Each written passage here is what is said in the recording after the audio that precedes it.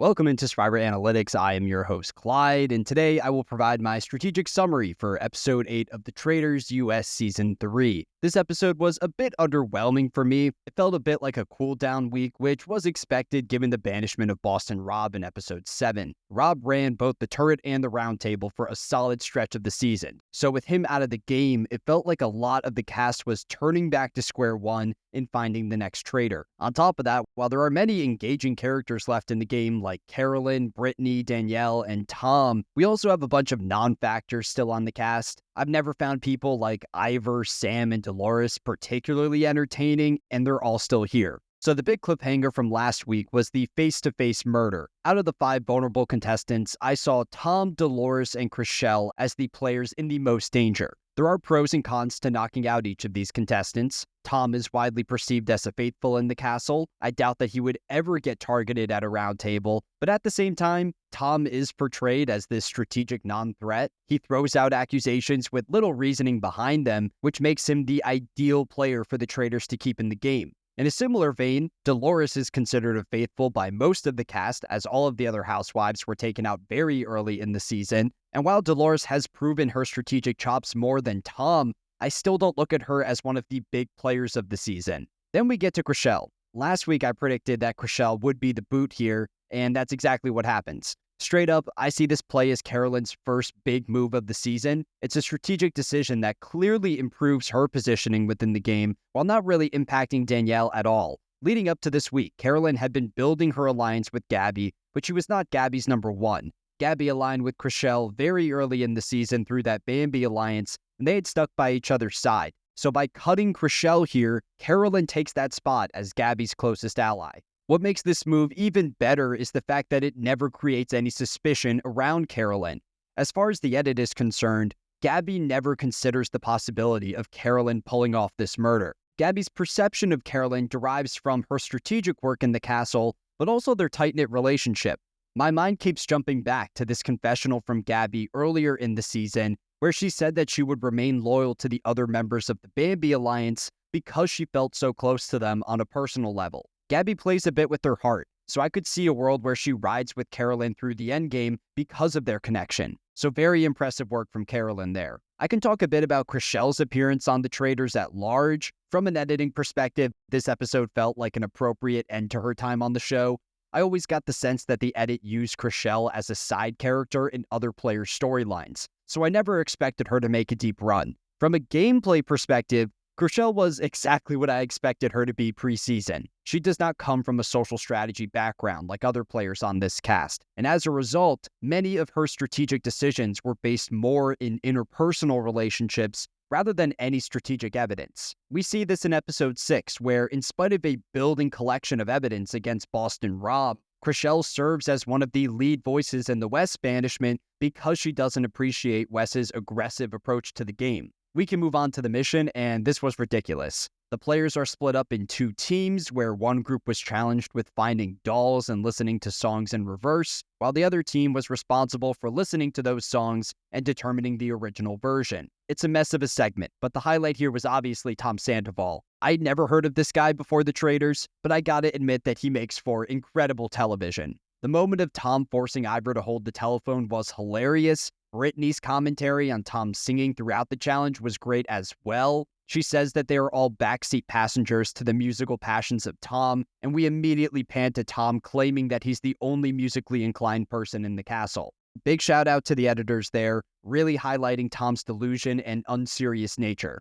The big takeaway from this part of the episode is the shield, which goes to Sierra. She does not get that advantage in secret. Everyone else in the dollhouse, including Danielle, knows that she found it, which will impact the Traitors' big decision at the end of the episode. So leading up to the round table, there were not many names thrown around the castle. This felt like one of the more straightforward votes of the season. We see Sam and Ivor take charge in targeting Sierra. While we know that this is the incorrect read, I gotta admit that there's a solid argument against her. Sierra was the only person who remained fully loyal to Boston Rob at the previous round table. Beyond that, some contestants are still focused on the coffin twist from Episode 4. They believe that the Traitors put one of their own into a coffin, and it's assumed that the more domineering players like Boston Rob and Bob the Drag Queen pressured someone like Sierra into that spot.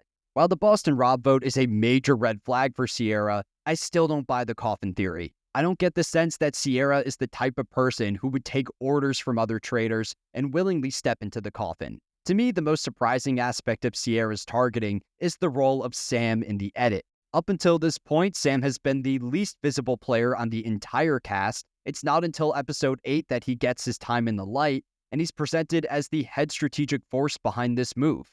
I've noticed that players on this season have received an uptick in screen time around before their eliminations, which is concerning for Sam's long-term outlook. With her back against the wall, Sierra pitches Brittany as a potential traitor. There's two main arguments against Brittany. The first is her reserved approach at the roundtable. Brittany seemingly speaks up only when she is directly targeted, which is a bit suspicious. The second is her bond with Danielle. It's wild how the two of them went from enemies in the premiere to now #1 allies that scare the rest of the castle. We see other players like Dylan and Carolyn consider voting against Brittany in order to break up that pair.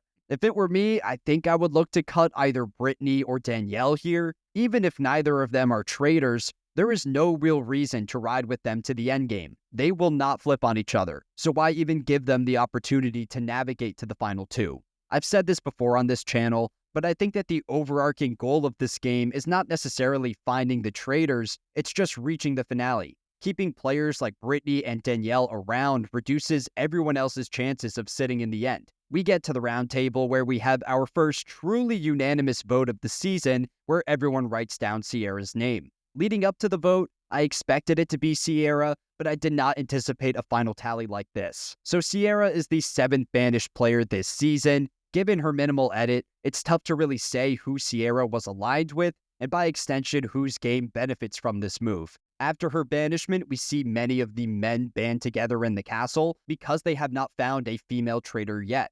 With that logic in mind, it probably would have been better for the traitors to push the target onto one of the guys, but I don't think that there was a strong case against any of them. Maybe they could have thrown out Dylan's name as he was one of Boston Rob's most loyal allies, but prior to the banishment, Dylan seemed to trust both Danielle and Carolyn as well. Here's the strategic layout for next week. At the end of episode 8, we see the trio of Dylan, Sam, and Ivor come together. I don't see any of them getting banished in the near future due to this assumption that one of the traitors is a woman. However, that same assumption puts these three in serious danger for the next murder. There is also a growing suspicion around the pair of Danielle and Brittany. Both Gabby and Dylan express interest in targeting that duo, and I will be interested to see how Carolyn handles that situation. She could work to protect both of them as a way of building trust with Danielle, but in my mind, it's way more likely that Carolyn follows the pack in voting out whichever one the castle decides on. I think that a Danielle banishment or a Brittany banishment would benefit Carolyn's game. If Danielle goes home, Carolyn potentially eliminates the hyper-focus on the woman,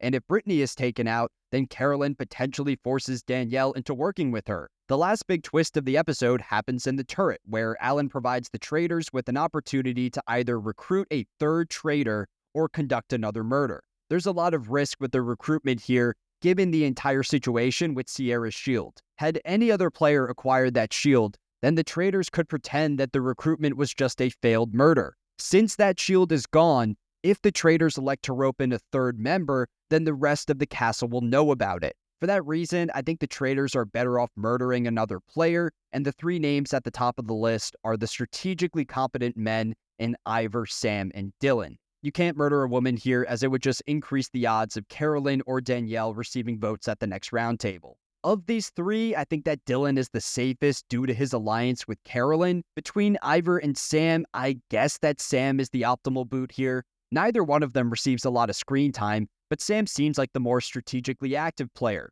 He speaks up at the round table in targeting Sierra, and he's one of the bigger supporters of the woman traitor theory. Now, let's say that Carolyn and Danielle decide to run with the recruitment. Who will they choose? We see Danielle campaign for Brittany, and Carolyn immediately shuts down this idea. If Brittany is pulled into the mix, I'd expect her and Danielle to try to pin the vote on Carolyn and essentially use her as this sacrifice. I don't know if they could actually gather the numbers for that move, but if you're Carolyn, why even take that risk? The best case scenario for Carolyn with a Brittany recruitment is that one of either Danielle or Brittany is still voted out at the next roundtable.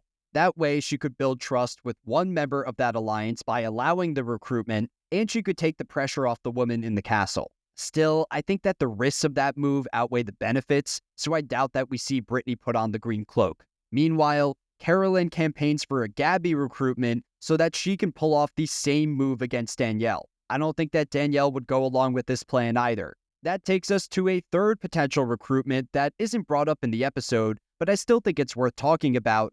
How about Dylan?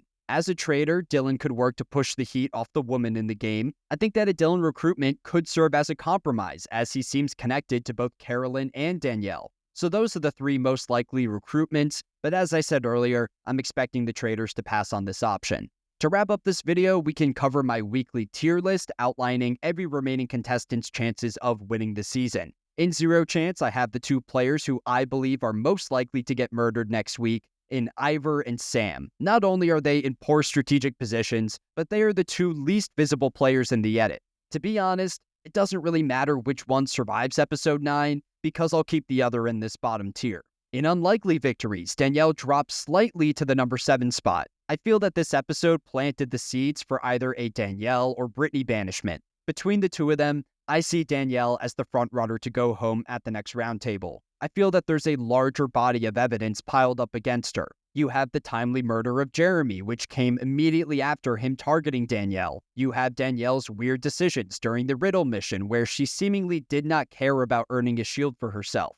There's also Danielle's unnecessary targeting of Carolyn, who no one suspects as a traitor. It feels like the clock is ticking on Danielle, and even if she survives, it will likely come at the cost of her closest ally. Tom jumped up to the number 6 spot.